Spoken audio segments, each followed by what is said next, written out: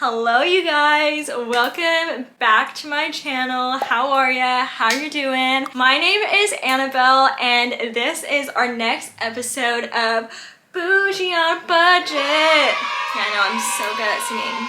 Sorry if your ears are bleeding. But today's video is gonna be so fun, and I actually just filmed it, but I'm coming at you with the end result because this one is worth watching. Today, I am not comparing different products to each other, but instead we are being bougie on a budget by myself teaching you how to create your own halo extension from home. Yes, I am wearing the extension that I DIY'd.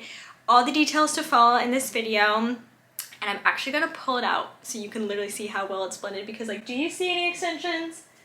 No, you don't. Literally, okay, watch guys. This is why you need to keep watching. Do you see it? No, you don't. You see it? That's the extension that was just in my hair. Ah! And now I'm left with my own little hair, which isn't anything bad, but oh my gosh, guys. Keep watching to figure out how we did all this. All right, you guys, we're just gonna jump straight into how I made this halo hair extension.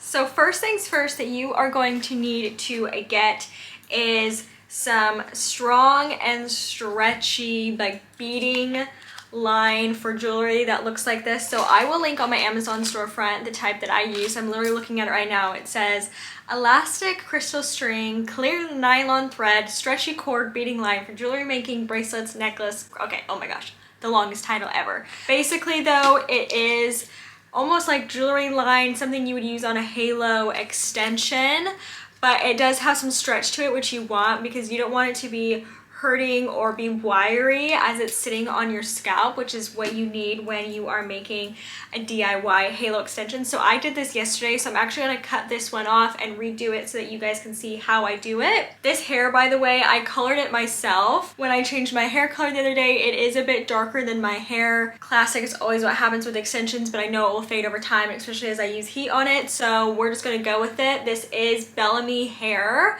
that I used to have sewn into my head back when I was blonde. So this hair used to be blonde, hence the coloring myself, and I had it left over, and it was perfect because it was a long weft. I had multiple pieces because I used to have sewn in hair extensions, so this is just like their weft hair that you can buy that doesn't have clips on it or anything, because usually you use it to sew in extensions. Basically we'll need a strip of hair that doesn't have any clips on it, or if you have hair extensions with clips on it that you don't want to use it or anything anymore, you can always cut the clips off and you'll be left with a weft. So yeah, I'm seriously so excited that this DIY does work, because being bougie on a budget is one of my favorite things, and using something I already own is the best. And I'm literally gonna take this on my 6-week travels around different parts of Europe, because it's just gonna be so easy to wear, so comfortable. I can slide it in and out if I'm jumping in the ocean, and then if I'm going to a date night later, it's just perfect. So what you're gonna do, I'm just looking in the mirror off to the side, is you are going to begin sectioning out where you kind of want your halo to hang. So halo extensions usually sit with the wiry, stretchy cord somewhere around here usually. So not too far back to where it's going to slip off, but also not too far frontward. So I'm going to put my fingers right about there on my part, and I'm going to take my fingers. I'm just going to begin scooping back to the lower part of my hair, almost like my nape area. So I'll turn around and show you. Again, this doesn't have to be perfect, because when you install it every time, it doesn't need to be perfect, but it needs to kind of give you the placement that you are wanting. So I want my halo to sit pretty low, because I want it to be as hidden as possible, so the majority of my hair is still on the top of my head, and I end up with this round shape, if you can see it, all the way around my head. Now that this is all sectioned off, I can grab my weft, which mine is pretty long. Yours doesn't have to be this long. It could be, you know, a little bit shorter depending on the hair that you have available to you. But I will just take this and place it along that parting and kind of just see, okay, so it is gonna sit about there. You see, ends on that side, ends on that side. And what I like to do, doesn't have to be perfect, but just so I can visualize, is take a little hair clip. I'm just going to use these ones to do my makeup, and clip that edge in so that it stays in place just for a second. because I need to measure the cord, the wire, it's not wire, what do I even call it? The string, elastic string we're using, and I kind of need to see how much space is left between these two sides to slightly be able to measure. Again, we may have to adjust a little bit, but I just want to know exactly how much of this to cut and get the best guesstimate that I can. I'm gonna imagine that I still need about that much to tie it off on each side. From my experience, it's what you need, so I'll grab that and put it over there. And then it reaches there, but I probably need about this much string. You probably can't really tell by how far away my hands are, because about 1.5 inches of that on each side I'm going to use to tie. And the nice thing about this is it's stretchy, so if it's a bit on the tighter side, that's gonna be okay, but I'm probably gonna end up only really using a little bit of this. Sorry, I know it's probably hard to see, but just because you have to imagine that this is gonna sit right there, and then the two edges are gonna be tied on. So now I'm gonna remove this from my hair. I'll keep my hair sectioned. What we will now do is we will just begin tying each side of this to the ends of the weft. So I usually like to tie it kind of about that much in. So usually kind of right about there. So what I'll do is, I don't want to tie it too far to the edge, but pretty close, so I can take my clear string and just kind of poke it through. Just like so, poke it through, grab it, and then I'm left with that, and I will begin tying that. So I've tied it once, and it can be a bit tricky because this stuff is like plasticky, so you really do have to pull super tight. I need to back away, put it between my knees, but I need to pull this super tight, and then I will continue to do about 2 more knots. Okay, last one, pulling it super tight, because we don't want this flying out of our hair. I probably will travel with this stuff just in case I do lose it. But I'll be left with a little edge like this, which we can cut off in a second. But before we do that, I'm just gonna do the other side. So we're gonna go up to the other edge. And again, we're going to do about that much hair. And we're gonna tie it and just do the exact same thing. Okay, so now it is tied on, and I will cut these ends, but first I'm gonna see if this fits right, if I might have left too much string.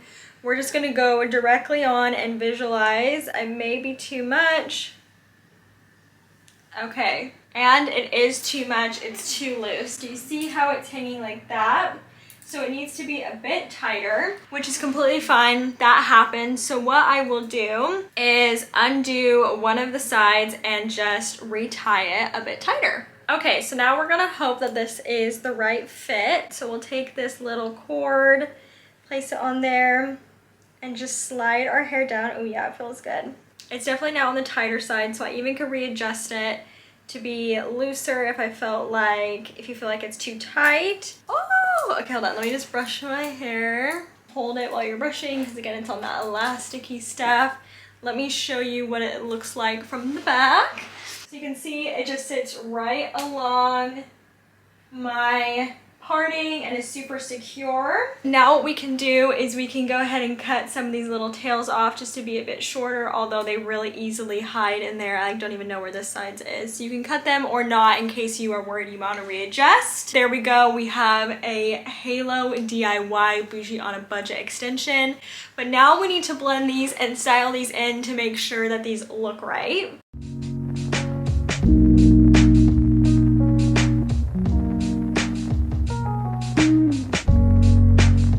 Okay, and when it comes to blending the halo extension, you literally can't see it, but you can always just brush over any little hairs that look kind of funky, or you can take a comb, brush over it, and you literally can't see the halo. Oh my goodness, guys, look at how good the hair looks. Bougie on a budget over here, ladies. Literally, I feel like I just got extensions installed professionally with this halo. Like, you guys have to try out this halo extension method. Let me know if you use any leftover hair you have, or DIY. I will link the, like I said, the clear elasticated string on my Amazon storefront. All right, you guys, me and my fresh hair is gonna see you next time in my next video.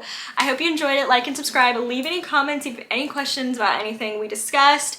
I hope you feel you could be a bougie on a budget with this tutorial on how I did these DIY extensions. Literally, it's just, I can't get over it. I literally feel like a new woman, and the best part is like I could literally just put my hair in a ponytail, I could braid it, I could do whatever I wanted. So I hope you have the best day from wherever you're watching, and I will see you in my next video and my next episode of Bougie on a Budget.